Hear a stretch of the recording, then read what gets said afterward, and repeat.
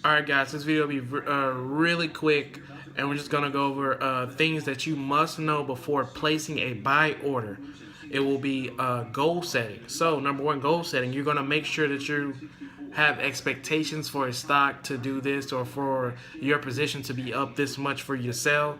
You have to make sure that your position is down this much to sell. So when I say down too much to sell, is that you're not taking a unlimited risk. I would say you're limiting your risk to a stock. So if you're buying it at a certain price and it starts to dip back down, and you think that it could go even lower, automatically take your money out. Please don't add any money in, because that's when losses start to be greater than the initial loss, because you're starting to add more shares and you're starting to put more pressure on your account.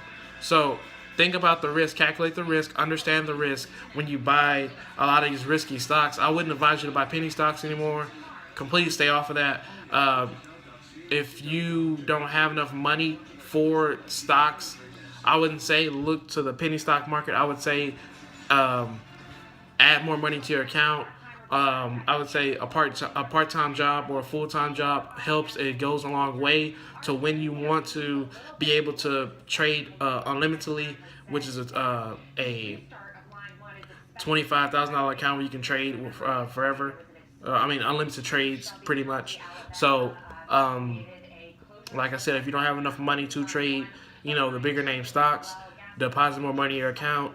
A job always helps. Remember, if you're not rich enough to where you can pay your bills automatically without trading any stocks or without working, the stock market should not be your primary source of income, because you're not able to sustain your bills, because it's going to put a lot of pressure to where you have to make such and such money so that way you can pay your bills.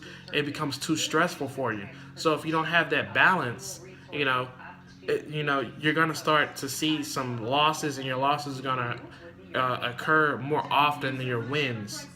And the stock market should just be used as a alternative source of funds. It should be like your secondary, third, or whatever source of funds. It should not be your primary unless you're already rich and you can already say, okay, I don't need to work.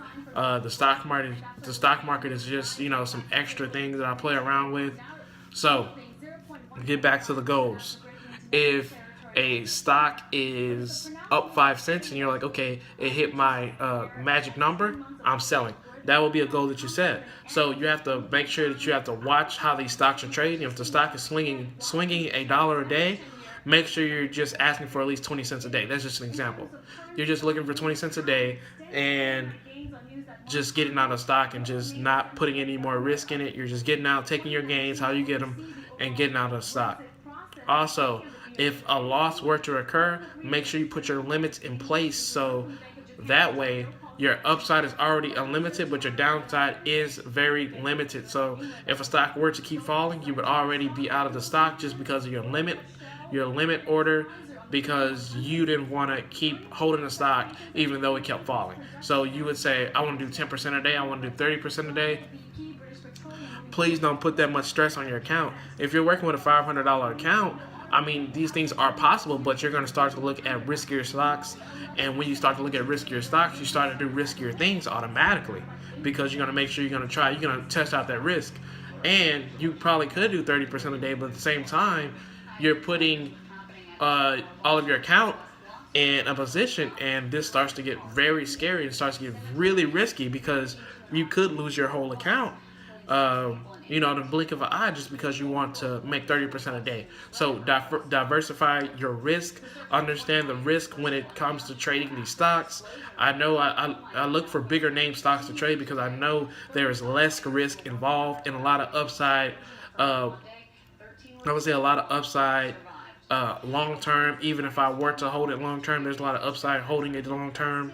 But instead, what a lot of people do and how a lot of people lose money is they put a lot of money in a penny stock, and not understanding what makes that penny stock move, or understanding the fundamentals of how charts work, and understanding supports, resistance, uptrend, downtrend, head and shoulders, double bottom, double top. These things like that, people don't understand. So when they just buy, they're buying a stock blindly. I call it blind buying because you don't understand where the stock is going. You're just buying it just because it's up and it looks good.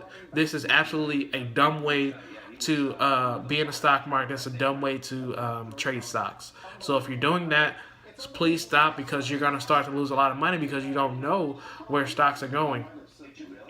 Also, the stock market is selling off right now. I touched upon that on my last video. These are starting to be very good points of investments. If you wanted to look towards investing in different companies, this is a chance that you have. Or you could wait on the sideline. A lot of people waiting on the sideline, like I said, because of the election.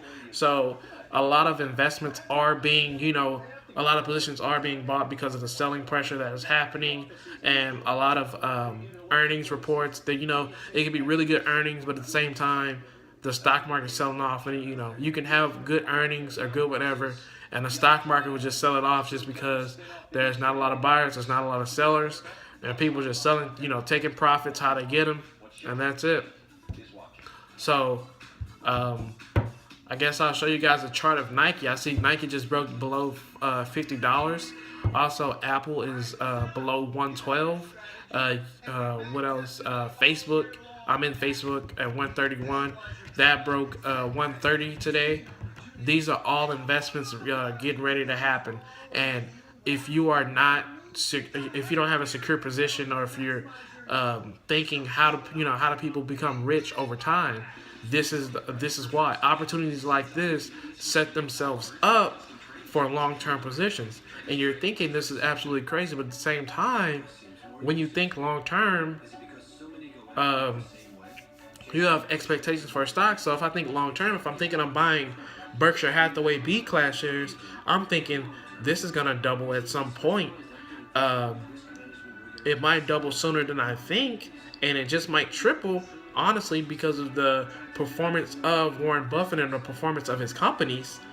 This might be a good time to buy on a market pullback because it's starting to spike down, and it might, spike up. 150 is recent highs. It starts, everything starts to look good to you if you think a long-term mindset. So goal setting for a long-term mindset or a short-term mindset. You can't be an investor and you're thinking short-term. That just won't work. You'll be looking to sell on every small dip or every huge dip the company takes because you're thinking short term. You're not thinking long term. A long term person would see a dip in the stock and add to their position. If a person sees a dip short term, they're gonna take themselves out of that position and they're gonna say, "Oh man, loss." But a long-term person will say, good opportunity to add more, and I see my upside increasing more because I'm adding more shares. So think about it like that, and keep researching. A lot of information on the internet is free. My videos show a lot of information I got off the internet. I won't show all my information because I want you guys to be able to be self-efficient and be self-sufficient traders. So with that being said, take care.